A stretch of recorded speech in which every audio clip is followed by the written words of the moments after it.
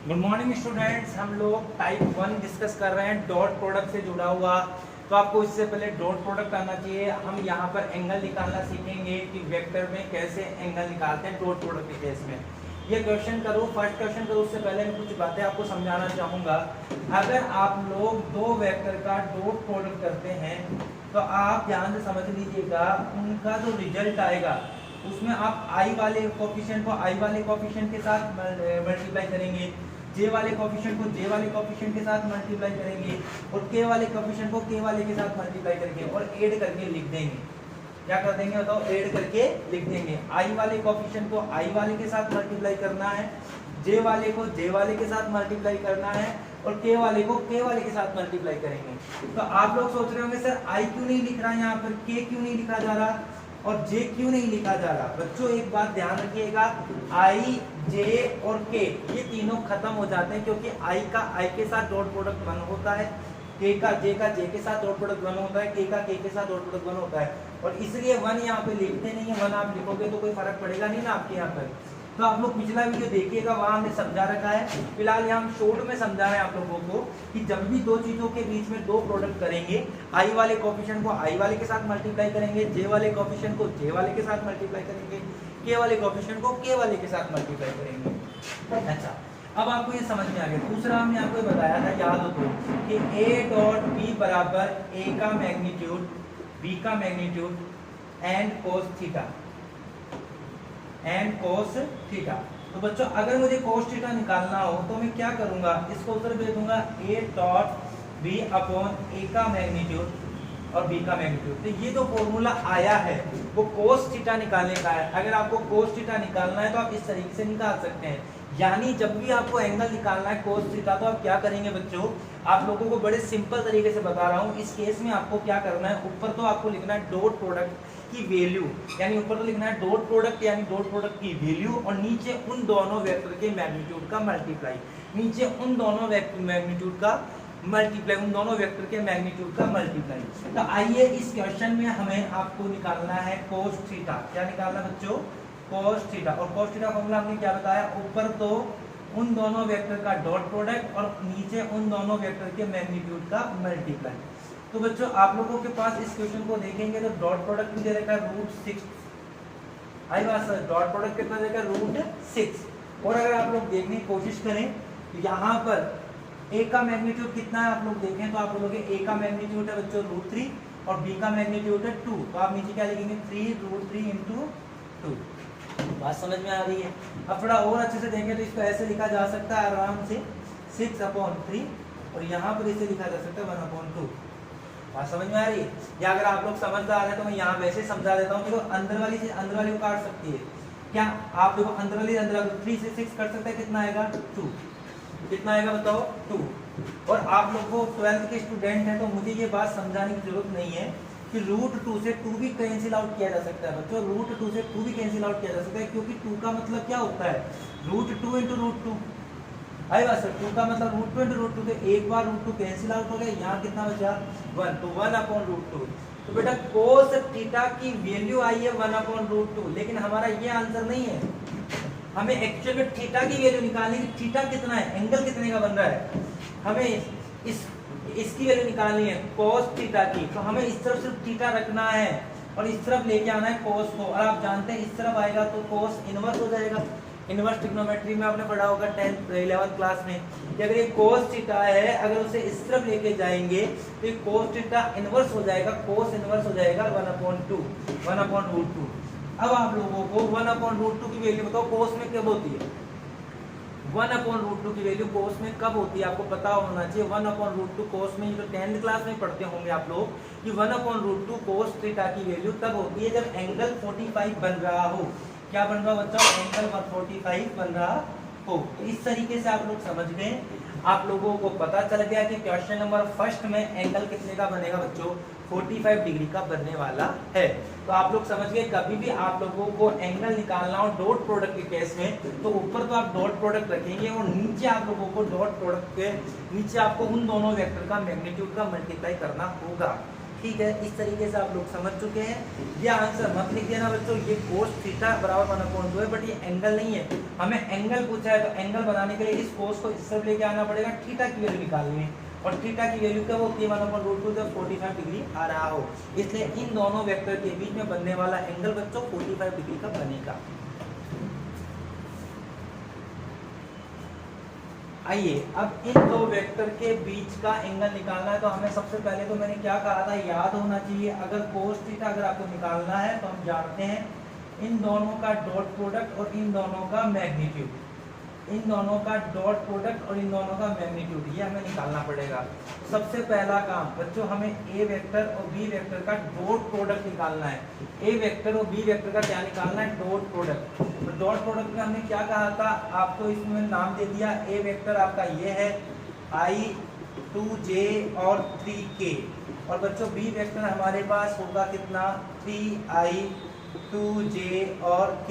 अगर इन दोनों का डॉट प्रोडक्ट करेंगे तो i वाले का i वाले के साथ, तो आप देखेंगे 3 को 1 से मल्टीप्लाई कर दिया प्लस इसको इससे, दोनों ऑलरेडी माइनस के, तो -2 × -2, इसको इससे प्लस 3 को 1 से, तो 3 × 1, समझ रहे हो, 3 × 1 3 × 1 और -2 × -2, फिर प्लस कर देना है सबको।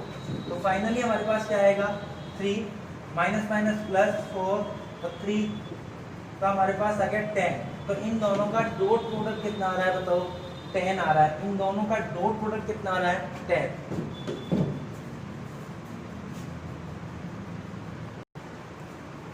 तो आइए बच्चों देखो इसे बहुत अच्छी तरीके से क्या किया आप लोगों ने, पहले तो ए का डॉट प्रोडक्ट निकाला, फिर बी का डॉट प्रोडक्ट निकाला, उसके बाद सॉरी ए और बी का डॉट प्रोडक्ट निकाला, उसके बाद हमने क्या कहा था, हमें ए का मैग्नीट्यूड निकालना है और बी का मैग्नीट्यूड निकालना है। तो बच्चों यहाँ पर हमने ए का मैग्नीट्यूड निकाला है और बी का मैग्नीट्यूड निकाला है, दोनों का मैग्नीट्यूड निकाला है।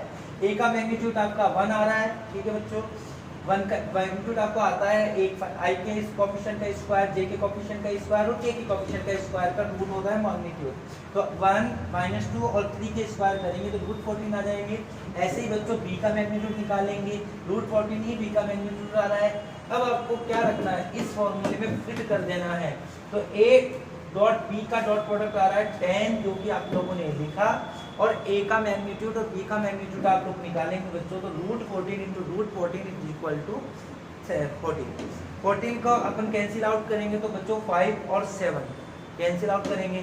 तो अब आप लोग ध्यान सुनिए, क्या ये cos theta is equal to 5/7, क्या ये cos थीटा की वैल्यू है? नहीं, मैंने क्या कहा था, आपको इसे इनवर्स बनाना पड़ेगा। तो cos थीटा का जब इनवर्स बनाएंगे तो हम ऐसे लिखेंगे थीटा बराबर cos इनवर्स 5/7, यही आपकी वैल्यू है। अब 5/7 किसकी वैल्यू आपको पता नहीं है, नहीं पता, तो बस यही आपको आंसर लिख देना कि cos थीटा में एंगल बन रहा है cos इनवर्स 5/7 दोनों के बीच में। आइए बच्चों क्वेश्चन नंबर 5 अटेम्प्ट करते हैं। Show that each of the given vector are unit vector. कहा गया है निम्न में से जो वेक्टर दिया गया है वो यूनिट वेक्टर है। आइए देखते हैं। तो 1/7 2i + 3j + 6k, 1/7 3i - 6j + 2k, 1/7 6i + 2j - 3k। अब आप लोगों को सबसे पहली चीज तो यूनिट वेक्टर प्रूव करना है, फिर आगे इक्वेशन बढ़ भी रहा है, also verify they are mutually perpendicular on each other. तो इसकी बात तो हम थोड़ी देर बाद में करने वाले हैं, पहले हम ये देखेंगे कि ये भैया यूनिट वेक्टर है या नहीं है। तो बच्चों आप लोग पिछला वीडियो देखते हैं, आप लोगों को पुरानी बातें याद होनी चाहिए, जब हमने आपको बताया था कि यूनिट वेक्टर उसे कहते हैं जिसका मैग्नीट्यूड 1 आ जाए, और मैग्नीट्यूड निकालना आपको सबको आता है, आई के कोएफिशिएंट का स्क्वायर प्लस जे के कोएफिशिएंट का स्क्वायर प्लस के कोएफिशिएंट का स्क्वायर का होल रूट कर देते हैं तो मैग्नीट्यूड निकल जाता है बच्चों।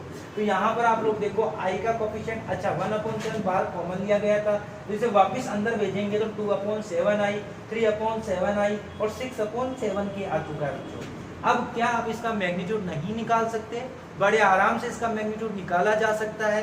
जब आप इसका मैग्नीट्यूड निकालेंगे तो 2/7 का स्क्वायर, 3/7 का स्क्वायर और 6/7 का स्क्वायर, स्क्वायर करेंगे तो 2 का स्क्वायर 4, 7 का 49, 3 का स्क्वायर 9, 7 का 49, 6 का स्क्वायर 36 और 7 का 49। बच्चों जब इन्हें ऐड करेंगे तो 49/49 और 49/49 तो वैल्यू कितनी आ जाएगी बच्चों 1। This is unit vector. क्या इसी तरीके से आप इसका नहीं कर सकते? सेम वो का वही है। क्या आप इसी तरीके से इसका नहीं कर सकते? क्या इसको हमने ए बोल दिया, इसी तरीके से आप इसे बी बोल देंगे, इसी तरीके से आप इसे सी बोल देंगे। कर पाओगे बच्चों? क्या करोगे? 1/7 को अंदर मल्टीप्लाई करोगे, 3/7 हो जाएगा, 6/7 माइनस का हो जाएगा, 2/7 प्लस का हो जाएगा। बच्चों फिर आपको इनका मैग्नीट्यूड निकालना और चेक करना है कि मैग्नीट्यूड 1 आएगा कि नहीं आएगा। बिल्कुल आएगा, क्योंकि मैग्नीट्यूड आप जानते, देखिए इनके सबके कोएफिशिएंट आगे पीछे हो रहे हैं।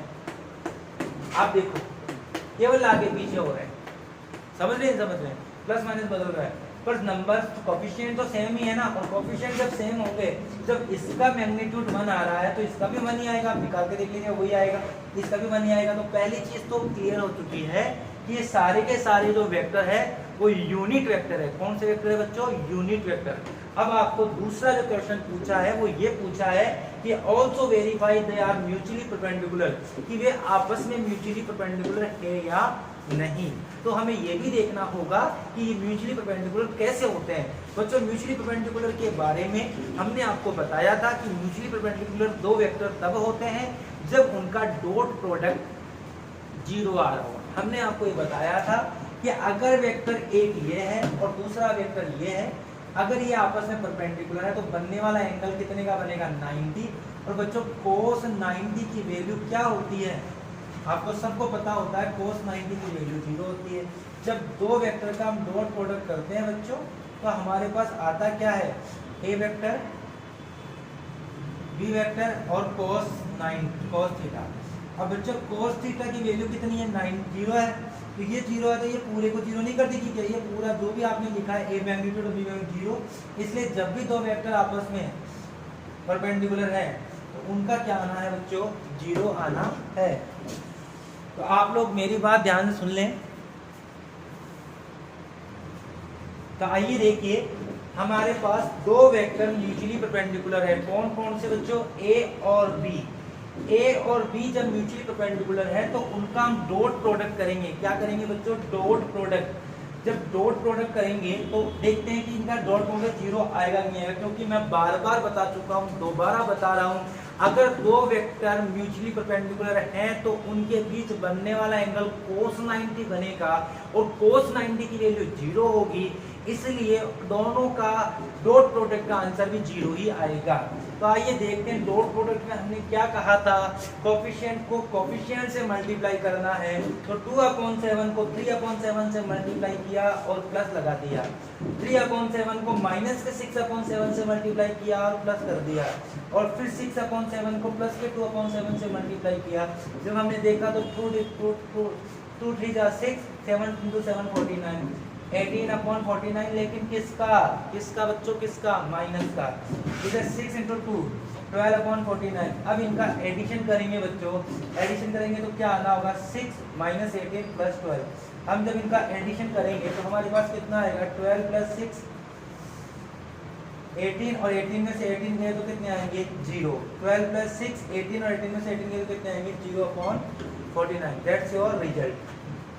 तो आपने देखा ए और बी का डॉट प्रोडक्ट 0 आ रहा है। इसी तरीके से आप बी और सी का कर सकते हैं, सेम पैटर्न रहेगा और देखेंगे रिजल्ट तब भी 0 आएगा। इस तरीके से आप ए और सी का कर सकते हैं। मतलब आपके पास 3 है, इन दोनों का करना है जो मैंने करके दिखाया, इन दोनों का करना है जो आप लोग खुद करेंगे, और इसका करना है जो आपको खुद को करना है। इन दोनों का डॉट प्रोडक्ट भी 0 आएगा, करके देखिएगा। इन दोनों का डॉट प्रोडक्ट भी बच्चों 0 ही आएगा।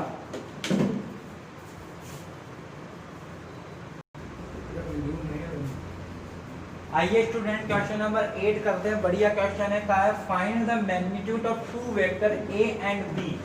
दो वेक्टर के बीच का मैग्नीट्यूड निकालना है। Having same magnitude, having same magnitude. खास बात क्या है? दो वेक्टर ए और बी है, दोनों का मैग्नीट्यूड सेम है, यानी मैं ऐसे लिख सकता हूँ ए का मैग्नीट्यूड और बी का मैग्नीट्यूड बराबर है। यानी अगर मुझे कहीं पर ए लिखना हो तो मैं उसके जगह बी भी लिख सकता हूँ, बी का मैग्नीट्यूड, और कहीं पर बी का मैग्नीट्यूड लिखना हो उसके ए का मैग्नीट्यूड भी लिख सकता हूँ। उसके बाद बच्चों क्या देखेंगे? cos theta, the angle between them, उनके बीच बनने वाला एंगल 60 है, यानी cos थीटा यानी cos 60।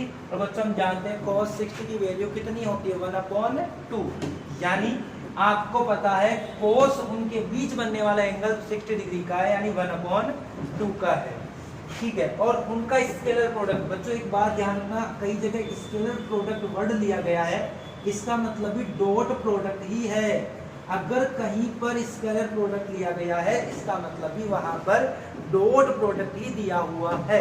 तो बच्चों डॉट प्रोडक्ट कितना है 1/√2। यहाँ पुट करिए, तो पुट जब करेंगे तो a इंटू बी, ए और बी का डॉट प्रोडक्ट 1/√2।